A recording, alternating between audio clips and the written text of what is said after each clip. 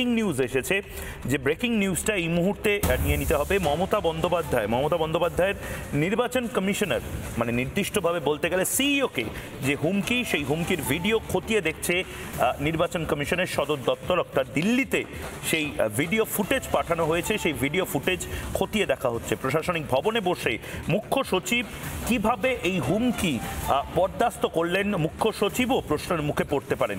রাজ্যের একজন অত্যন্ত সিনিয়র মন্ত্রী, তাকে পাশে বসিয়ে, মুখ্য সচিবকে পাশে বসিয়ে সিইওকে যে ভাষায় মুখ্যমন্ত্রী মমতা বন্দ্যোপাধ্যায় হুমকি দিয়েছেন, নজিরবিহীন, এবং সেই ভিডিও ক্লিপ পাঠানো হয়েছে দিল্লির জাতীয় নির্বাচন কমিশনে। সেই ভিডিওয় মুখ্য সচিবের ভূমিকা দেখে বিরক্ত জাতীয় নির্বাচন কমিশন। মুখ্য সচিব ঠিক কী করেছিলেন সেদিন, যেদিন মুখ্যমন্ত্রী মমতা বন্দ্যোপাধ্যায় সিইওকে অর্থাৎ চিফ ইলেকট্রাল অফিসারকে বলছিলেন বেড়ে খেলতে না, বলছিলেন ওভার অ্যাক্টিভ হতে না, বলছিলেন বাঁশের চেয়ে কঞ্চি দড় হয়ে গেছে। সেই সময় দেখুন, রাজনীতিবিদরা রাজনীতির কথা বলবেন, মানে এটা বন্ধ করা যাবে না। 70-75 বছরে বন্ধ করা যায়নি। নবান্নে বসে, রাইটার্স বিল্ডিংয়ে বসে, হয়তো এর পরেও আগামী 100 বছরে তারা বলবেন। কিন্তু আমাদের দেশটা যে আমলারা চালাচ্ছে, আমাদের আমলাতন্ত্র নিয়ে আমরা যে মাঝে মধ্যে গর্ব অনুভব করি, আমরা যে বারবার বলি যে আমাদের দেশটাকে আসলে নেতা আসবে নেতা যাবে, কিন্তু আমলারা থেকে যাবে।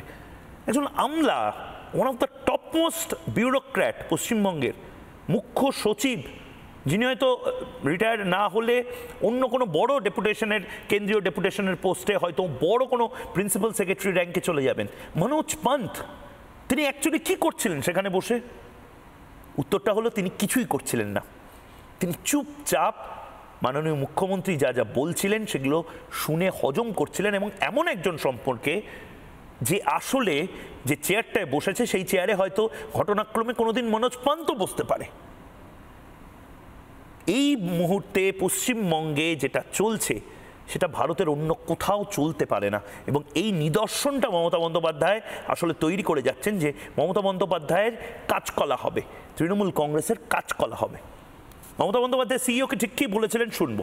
ইলেকশন করলে আন্ডার ইলেকশন কমিশন থাকে, ইলেকশন যখন অ্যানাউন্স হয়, কিন্তু এখন ইলেকশন অ্যানাউন্স হয়নি। একটা কথা আছে না, বাসির চেয়ে কঞ্চি বড়। সেন্ট্রাল ইলেকশন কমিশনকে বেশি বসিয়ে রেখে এখানে যিনি সিইও স্টেট থেকে যিনি গেছেন, যিনি যার বিরুদ্ধে অনেক কিছু অভিযোগ আছে, সেগুলো সময় হলে বলবো, এখন বলছি না। আশা করি তিনি বেড়ে খেলবেন না, মানে ওভার রিয়াক্ট করবেন না। তিনি বড্ড বেশি অফিসারদের থ্রেট করছেন, যিনি নিজে নানা অভিযোগে দুর্নীতিগ্রস্ত। নানা ধরনের কন্টেন্ট দেখার জন্য লাইক করুন, শেয়ার করুন আমাদের ফেসবুক পেজ, সাবস্ক্রাইব করুন আমাদের ইউটিউব চ্যানেল।